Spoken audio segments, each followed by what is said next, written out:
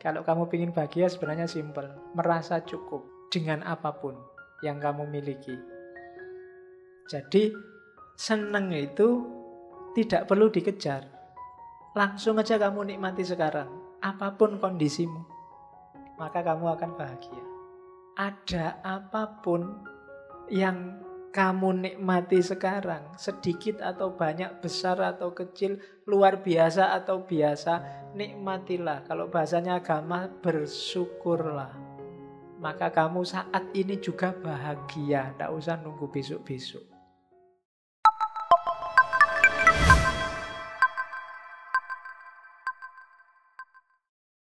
Bismillah, mari kita lanjutkan ngaji filsafat kita. Malam ini kita masih ada di Yunani. Kita lihat sekarang. Kita lihat ya sumber kebahagiaan sekarang. Untuk sampai pada bahagia, kita kan harus senang. Sesuatu itu menyenangkan, pertama-tama syaratnya harus cocok dengan keinginan. Jadi keinginan nomor satu dulu. Karepmu apa? Cita-citamu apa? Keinginanmu apa? Sumbernya bahagia dan senang dari situ. Kalau keinginan saja kamu tidak jelas, jangan mimpi bisa senang. Pinginmu itu apa sih? Tidak tahu ya Pak, saya pingin apa? Ya nggak mungkin kamu senang. Karena kesenangan itu ketika keinginanmu terpenuhi. Kalau keinginanmu terpenuhi, kamu senang. Kalau sudah senang, bahagia.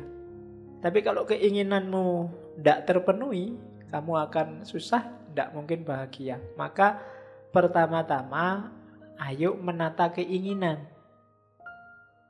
Kenapa ada orang kecewa, kenapa ada orang galau, kenapa ada orang putus asa, kenapa ada orang sumpek dalam hidupnya? Karena yang terjadi tidak cocok sama keinginannya. Maka rumus pertama untuk orang bahagia, manajemen keinginan. Oke, jadi kalau keinginanmu melampaui batas yang seharusnya kamu inginkan, kamu akan sumpek. Maka ayo dirumuskan keinginan. Katanya Epikuros, keinginan itu jenisnya 3. Ada natural necessary, ada natural unnecessary, ada unnatural. Natural dan wajib, alamiah dan wajib, ada alamiah yang tidak wajib, ada yang tidak alamiah. Alamiah wajib itu harus kita penuhi kalau kita ingin senang. Makan itu alamiah wajib. Pakaian itu alamiah wajib. Tempat tinggal itu alamiah wajib. Orang menyebutnya kebutuhan primer. Kalau ini harus kita penuhi. Mandi itu sebenarnya alamiah wajib.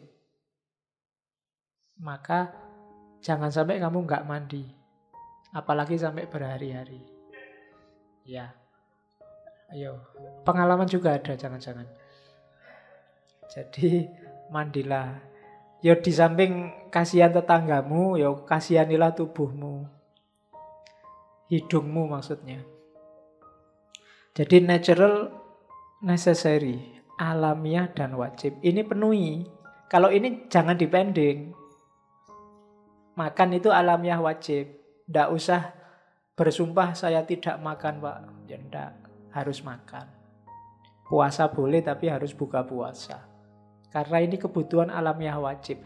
Begitu kamu langgar, kamu akan sumpek sendiri nanti. Baju itu termasuk alamiah wajib. Penutup tubuh. Kalau nggak kamu tutup, ya kamu akan galau sendiri. Ya coba aja nggak ditutup. Jadi natural necessary. Yang kedua, ya yang alamiah tapi levelnya yang unnecessary. Unnecessary itu ya bahasa Indonesianya tidak wajib atau tidak sampai segitunya lah.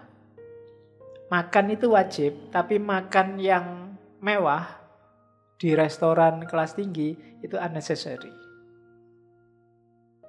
Ya kalau levelmu nyampe ya dipenuhi aja, kalau nggak nyampe jangan dipaksa. Rumah itu, tempat tinggal itu natural. Setiap orang butuh naungan, butuh tempat tinggal. Tapi rumah mewah kelas apartemen itu unnecessary. Nggak harus begitu. Yang penting punya rumah, punya kos-kosan, jelek juga nggak apa-apa. Bocor-bocor dikit nggak apa-apa, asal kamu masih punya rantang apa timba buat nampung. Kan malah enak, ada musiknya buat meditasi. Loh itu kan kalau hujan kan ritmenya mesti teratur. Itu kan kamu bisa meditasi dengan suara embermu yang kejatuhan air. Ya, manfaatnya di situ. Nggak harus yang mewah. Yang mewah boleh kalau memang kamu mampu, tapi itu unnecessary. Apalagi nggak mampu dipaksakan, itu malah nggak boleh. Terus ada yang unnatural, tidak natural. Ya banyak. Tidak natural itu misalnya harus punya kekuasaan, harus jadi gubernur, itu tidak natural. Harus punya pacar cantik, tidak natural. Harus banyak yang tidak natural kalian. Jadi natural necessary, natural unnecessary, unnatural. Hati-hati dengan keinginan yang tidak natural. Kalau tidak penting banget, mending tidak usah. Pak, saya ingin terkenal sekali, Pak. Jangan. Terkenal itu nggak natural. Tapi saya ingin jadi artis, boleh. Tidak apa-apa. Tapi terkenalnya itu jangan jadi keinginan. Biasanya yang tidak natural ini sumber kekecewaan. Sumber sumpek. Pak, saya ingin tersohor sekali, terkenal, semua orang ngerti saya gitu loh, Pak. Kelihatannya nyaman. Tapi karena dia tidak natural, di titik tertentu dia akan jadi sumber masalah. Mending tidak ada orang kenal kamu mungkin. Itu yang sering bikin saya sumpek. Saya ada langganan angkringan itu sekarang sudah jarang tak datangi. Gara-gara yang angkring ngerti sekarang kalau saya dosen. Awalnya aku santai wae. Begitu ada mahasiswa datang, wah Pak Faiz, salaman cium tangan, salamat wis. Ya, kalau saya datang, wah ini Pak dosen, monggo Pak ngersakaken nopo, ndak enak, ndak natural sudah. Jadi unnatural, jangan dikira popularitas itu membahagiakan. Kekuasaan juga begitu. Jangan dikira kamu ngincer kekuasaan sampai mengorbankan banyak hal. Itu tidak natural. Kalau datang padamu nggak masalah, cuma tidak usah dikejar-kejar, dia unnatural. Nggak usah fokus ke situ maksudnya. Karena begitu dia kamu inginkan, dia akan jadi sumber kekecewaanmu. Kalau yang natural necessary, boleh kamu inginkan kalau memang dalam ring kekuatanmu, kapasitasmu. Kalau yang natural necessary, harus kamu inginkan. Biar kamu tidak ketipu. Jadi penataan pertama itu. Ingatlah kategori-kategorinya. Jangan sampai kamu kebalik. Yang natural necessary dikorbankan untuk yang unnatural. Rumahnya dijual biar bisa sukses jadi lurah apa jadi camat. Nah itu unnatural unnatural disasar dengan mengorbankan yang natural necessary. Hasilnya bisa bunuh diri, bisa bikin stres luar biasa. Jangan dibalik. Jadi dahulukan yang memang primer. Yang sekunder, tersier ya tetap rankingnya belakangan. Oke. Ya punya pasangan ya, cuma harus cantik apa biasa-biasa saja itu kan sekunder dan tersier belakangan. Yang penting laku dulu, baru nyari itu. Itu kan logikanya begitu. Jangan dibalik. Nah kalau kamu targetnya tinggi dulu, nyari yang putih, yang rambutnya panjang, ya tapi ra entuk-entuk. Padha wae itu, yang unnatural di Uber sementara yang natural necessary ditinggal. Yang wajib sing penting kan ono. Nah, perkara kualitas belakangan. Ya. Oke, jadi contohnya begitu. Karena ada orang kan yang ngejar kualitas sampai umur sekian puluh tahun tidak nikah-nikah. Yang penting kuantitas. Kualitas kan bisa diatur belakangan. Ya kalau kamu kaya ya operasi plastik kan bisa. Loh, kalau butuh plastik di rumah saya banyak. Terus. Rumusnya tadi ya. Yang pertama, kalau ingin hidup senang, abaikan keinginan ketiga. Fokuslah keinginan pertama. Jadi fokusmu itu gimana caranya kebutuhan primermu terpenuhi cukup. Kemarin bulan lalu beberapa sesi kita ngomong para sufi. Persis inilah yang dilakukan para sufi. Untuk dunia, kejarlah yang primer saja. Setelah itu ayo kita ngejar akhirat. Bahwa nanti yang nomor 2 sama nomor 3 datang, ya silahkan aja, cuma tidak jadi fokus lagi. Datang ya biar datang aja dan nggak terikat dengan itu. Nggak butuh kaya, nggak butuh terkenal, nggak butuh banyak yang suka, nggak penting. Tapi kalau itu datang, ya biar aja datang. Kita nggak terikat sama itu.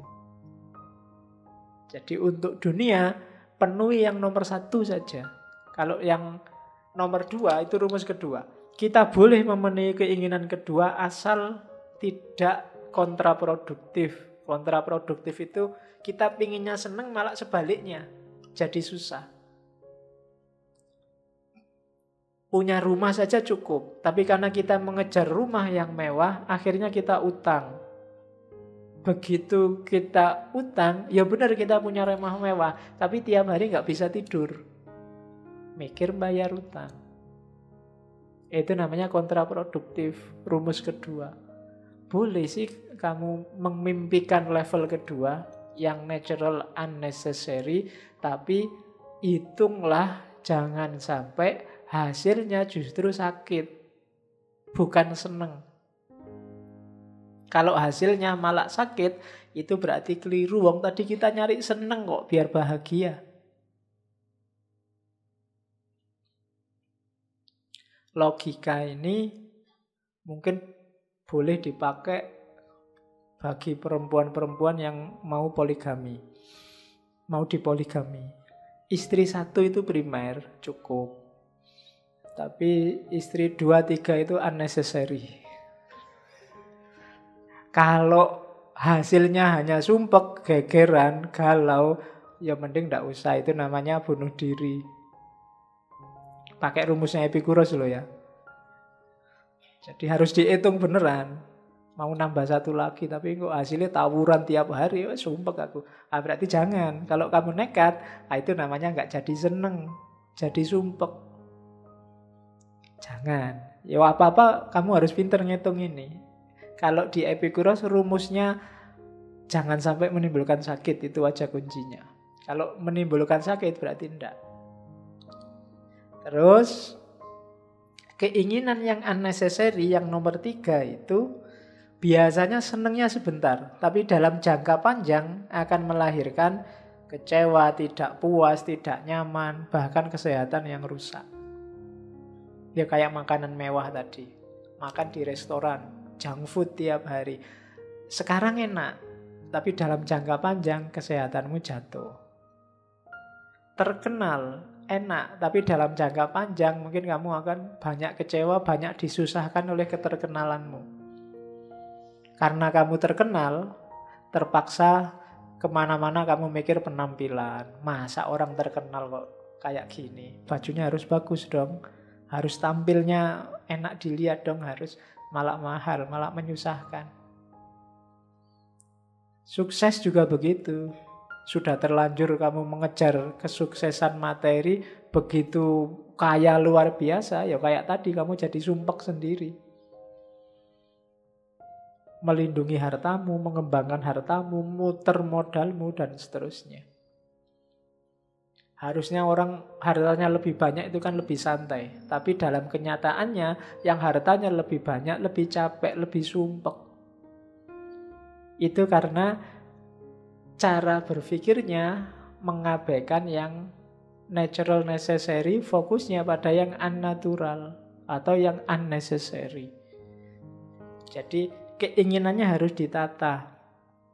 Terus ya penataan itu tidak hanya memperhatikan sekarang, tapi juga jangka panjangnya. Jadi tatalah keinginan. Kuncinya orang bahagia yang pertama. Dari keinginanmu yang beres, keinginanmu yang mudah dipenuhi, berarti segera kamu akan sampai pada kebahagiaan. Tapi kalau keinginanmu susah dipenuhi, ya masih lama bahagianya. Terus, setelah keinginanmu beres, sekarang baru kamu ngitung kesenangannya. Oke, kayak tadi ya, kesenangan itu fitrah. Kamu nggak usah galau kalau, Pak saya itu kok pingin seneng terus ya Pak. Ya memang itu manusia, nggak ada manusia kok pingin susah.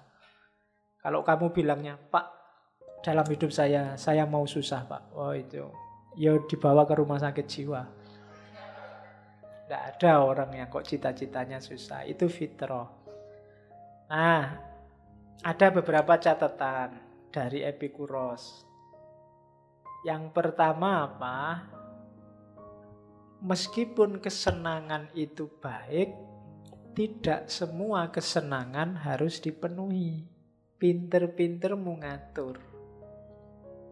Jadi, Pak saya seneng sekali kalau minum Coca-Cola, soft drink, dan lain-lain. Enak, tapi tidak harus kamu penuhi terus-menerus. Ya bisa kamu analogikan rokok. Kan ada yang ngerokoknya luar biasa itu. Seneng. Ya jangan terus-terusan. Mikirnya agak jangka panjang. Jadi meskipun kesenangan itu baik, tidak semua kesenangan harus dipenuhi. Tidak mentang-mentang kamu seneng terus, yo saya seneng mau apa? Kan banyak yang begitu. Banyak orang yang kalau berargumen dasarnya seneng dulu terus dicarikan argumen rasionalnya belakangan. Nah, jujurlah dengan dirimu sendiri, ya kamu sendiri yang ngerti mana kesenangan yang sebenarnya itu merusak. Khususnya dalam jangka panjang. Jadi rumus pertama orang bahagia itu tidak semua kesenangan harus dipenuhi. Ada kesenangan yang menyebabkan kesulitan. Kemudian ada kesenangan yang menyebabkan kesulitan sementara tapi nanti menghasilkan kesenangan. Itu kita harus cermat benar ngitungnya. Kamu ke dokter itu kan dapat kesulitan sementara, sakit loh. Apalagi ke dokter gigi, mendengarkan suara mesinnya yang wing itu aja kamu sudah geli. Tapi kalau kamu nggak mau sakit sebentar, ya kamu akan merasakan sakit yang lama. Maka ikhlaskanlah sakit sebentar. Minum obat itu pahit, tapi kan sebentar. Setelah itu kamu nyaman. Ada jenis kesenangan kayak gini. Maka tidak apa-apa kamu susah sebentar demi kesenangan yang lama. Ada banyak hal. Belajar itu kan tidak enak. Lebih enak nonton TV, main HP. Tapi sumpek mau belajar sebentar, akan ketemu seneng yang luar biasa di masa yang akan datang. Jadi tidak apa-apa kamu sumpek sebentar hari ini. Ngaji kayak gini masa enak? Ya kan? Kamu mending di luar nongkrong, ngobrol, main gitar. Tapi tidak enak sebentar, mungkin besok ada senengnya. Masih mungkin ya kalau ngaji. Ya kan aku tidak ngerti konteks hidupmu masing-masing. Kamu sendiri yang bisa ngitung. Kok besok kamu malah menganggap ini hasilnya sumpek? Ya jangan ngaji. Pak saya ngaji filsafat itu tambah stres Pak, tiap hari mikir yang aneh-aneh. Loh ya jangan ngaji. Kalau kamu tetap ngaji itu namanya bunuh diri. Nyari sumpek, wong hidup itu nyari seneng kok. Malah kamu nyari sumpek. Jadi itu rumus selanjutnya, lebih baik membatalkan satu keinginan daripada berupaya terlalu keras mendapatkan keinginan itu sampai mengorbankan banyak hal yang lebih penting. Itu juga rumus selanjutnya. Jadi ya lebih baik nggak nonton sepak bola daripada besok dimarahi dosen karena nggak masuk kuliah. Nah, itu membatalkan. Jadi nanti malam nggak usah nonton sepak bola, mesti kalah. Jadi itu rumusnya. Jadi lebih baik apa dikorbankan keinginan itu, kalau dikejar malah mengorbankan yang lebih penting. Oke, itu rumus selanjutnya. Kemudian, ya kayak tadi, kadang-kadang orang harus menanggung sakit sebentar demi kesenangan yang lebih panjang. Atau kesenangan yang lebih lama. Atau kesenangan yang lebih dalam. Sakit sebentar tidak apa-apa. Itu rumusnya kesenangan yang kedua. Jenisnya kesenangan ada dua. Kita tadi bolak-balik ngomong kesenangan. Ada kesenangan kinestetik, ada kesenangan statis. Kinestetis itu coraknya fisikal biasanya, alamiah, senang, nyaman, enak. Itu kinestetik. Kalau statis itu yang sifatnya batiniah. Misalnya saya minum ini. Manis, nyaman, enak, fisiknya. Setelah manis, nyaman, ini kinestetiknya. Setelah itu, alhamdulillah puas aku. Ini statis, batinnya. Kinestetik itu bisa berubah-ubah. Tapi kalau batin yang statis ini lebih stabil. Ada kalanya ini nggak terlalu manis, tapi aku puas juga wong aku memang sedang haus. Ada kalanya terlalu manis, tapi tidak apa-apa, aku puas juga wong anane mau ngiki piye meneh. Jadi yang dalam ini lebih stabil. Puas tidak puas itu ringnya lebih luas daripada yang kinestetik. Jadi ada dua jenis kesenangan. Kesenangan kinestetik itu biasanya kalau kita memenuhi kebutuhan alamiah, kebutuhan natural, itu kinestetik. Kebutuhan natural itu kan bisa berubah-ubah. Begitu kebutuhan natural terpenuhi, kita akan masuk ke kesenangan statik. Yang kebutuhan natural itu kinestetik. Jadi rumusnya itu. Seneng itu kan dari lahiriah ke batin. Awas keliru. Batin saja nggak bisa, Pak. Batin saja bisa, cuma sumbernya pasti dari lahiriah. Cuma lahir ini beragam, saya bilang tadi. Bisa macam-macam. Ujungnya pada kepuasan yang sama, ketenangan yang sama. Dari lahiriah yang beda-beda. Seneng yang batin itu kan sama. Mungkin kamu gonta-ganti pacar 3 kali, pacarnya beda-beda, tapi tenang dan puasnya sama. Ya puas, seneng aku. Tenangnya kan sama. Rasanya beda, tapi tenangnya sama. Kok rasanya beda? Nyaman. Pacar kok rasanya beda? Apa bahasa nih? Yo pacarnya beda-beda lah gitu wae. Tapi nyaman dan puas di batinnya itu sama. Jadi statis itu lebih stabil. Kalau kinestetik itu bisa macam-macam. Ada yang puas secara statik, tapi secara kinestetik enggak. Minuman kok pahit gitu ya. Tapi karena yang bikin kamu, enggak apa-apa, enak. Statik kan. Jadi batinnya sama-sama puas. Meskipun kinestetiknya enggak. Jadi kategorikan ini, yang lebih kita kejar apa? Ya yang statis.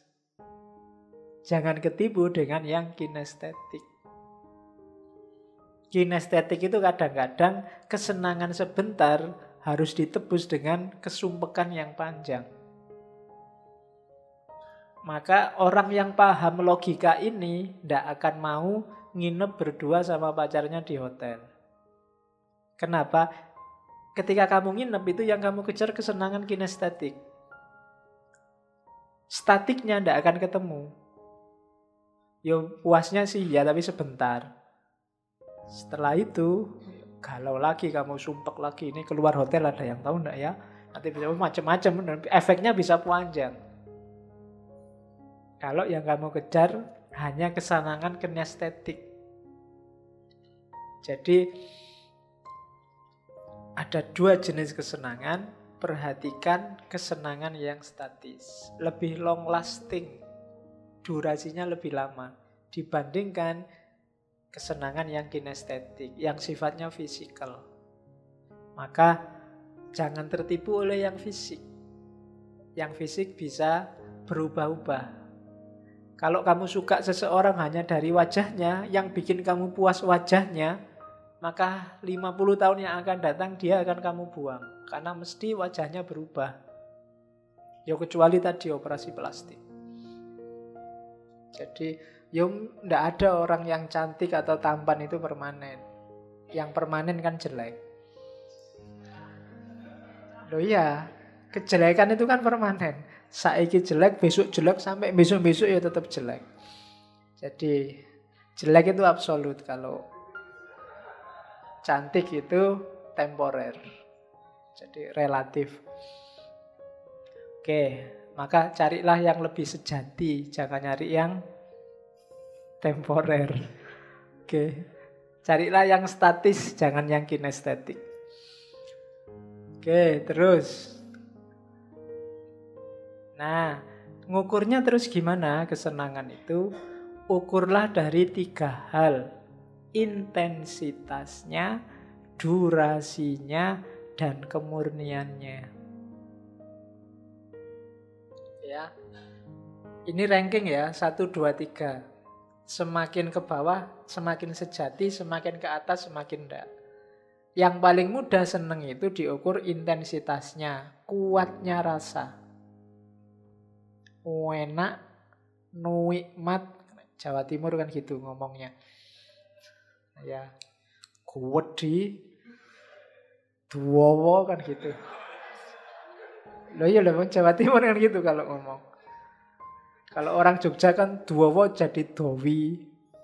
Kurang mantap. Jawa Timur duwowo sepure. Kuwedi. Oke. Diuber-uber melawayu. Nah, itu orang Jawa Timur. Ya. Lalu kan itu nadanya itu sangat luar biasa. Saya kan Jawa Timur ngerti. Oke, yang bikin kaget dulu waktu saya ke Jogja pertama ditanya di warung itu, "Mas, makannya ikan apa?" "Saya ikan kerupuk aja, Bu." Heran, ikan kok kerupuk? Karena Jawa Timur kan ada mangan iwak kerupuk. Jadi iwak kerupuk, jadi ada ikan kerupuk. Itu di barat enggak ada ikan kerupuk itu. Adanya di Jawa. Iwak tempe barang itu enggak ada. Oke. Jadi kesenangan yang pertama diukur kuatnya rasa. Enak tidak enak secara indrawi. Melihat yang cantik itu intensitas. Merasakan makanan enak itu intensitas. Meraba yang halus itu intensitas. Mencium yang wangi, membau, kalau mencium itu kan beda. Membau yang wangi-wangi itu intensitas. Kuatnya rasa. Tapi ini pendek biasanya.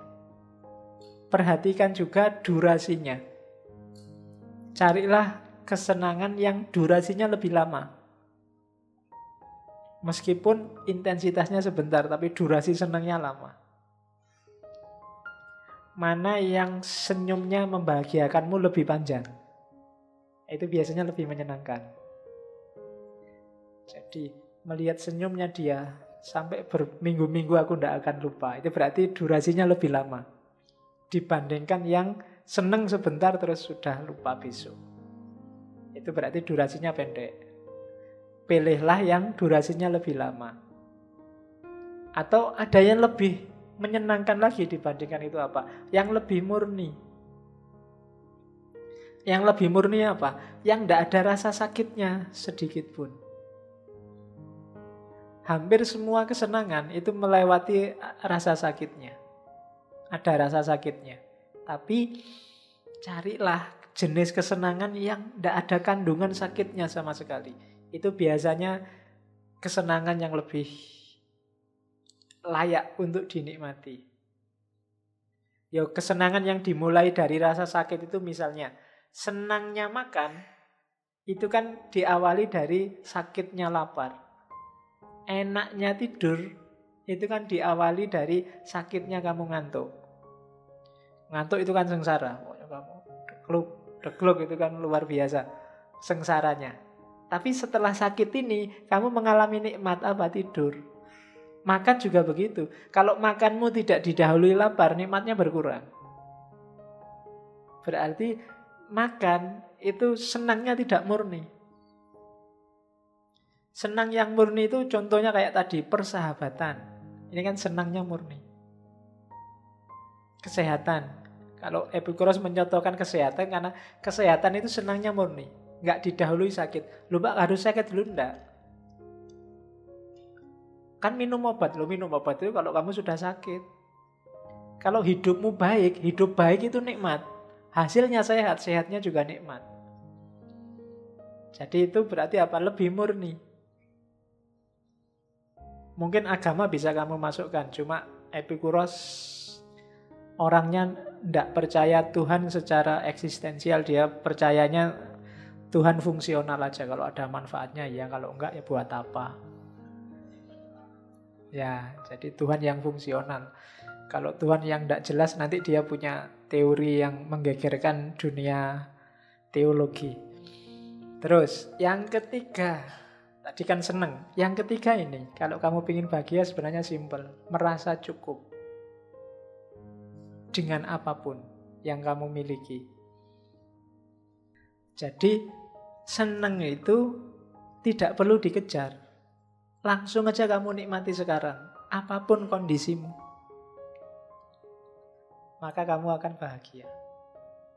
Ada apapun yang kamu nikmati sekarang, sedikit atau banyak, besar atau kecil, luar biasa atau biasa, nikmatilah. Kalau bahasanya agama, bersyukurlah.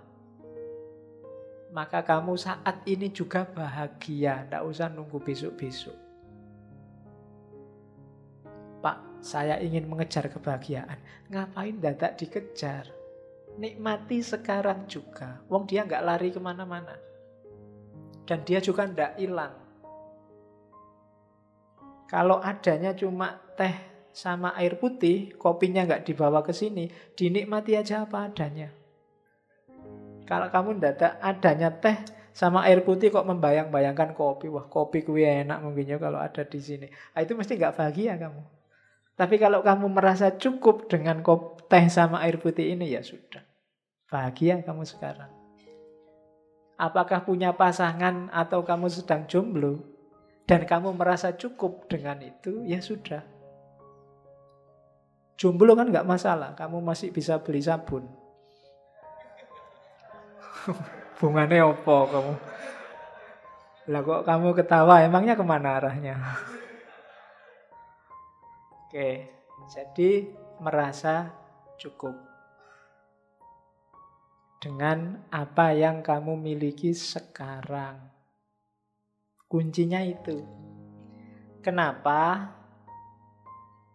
Karena dengan kamu tidak ngejar kemana-mana, ya segalanya mudah dicapai, segalanya mudah dinikmati. Kita juga lebih sehat, kita juga tidak galau kalau ada macam-macam. Sudah enak wis. Cukup, bahasa akhlaknya namanya qanaah. Punya uang 1.000 ya dinikmatilah 1.000 itu. Beli aja permen. Kalau punya uang 1 juta ya dinikmatilah yang 1 juta itu. Biasa aja. Jadi cukup dengan apapun yang kita miliki sekarang. Nah, itu sumber kebahagiaan yang ketiga.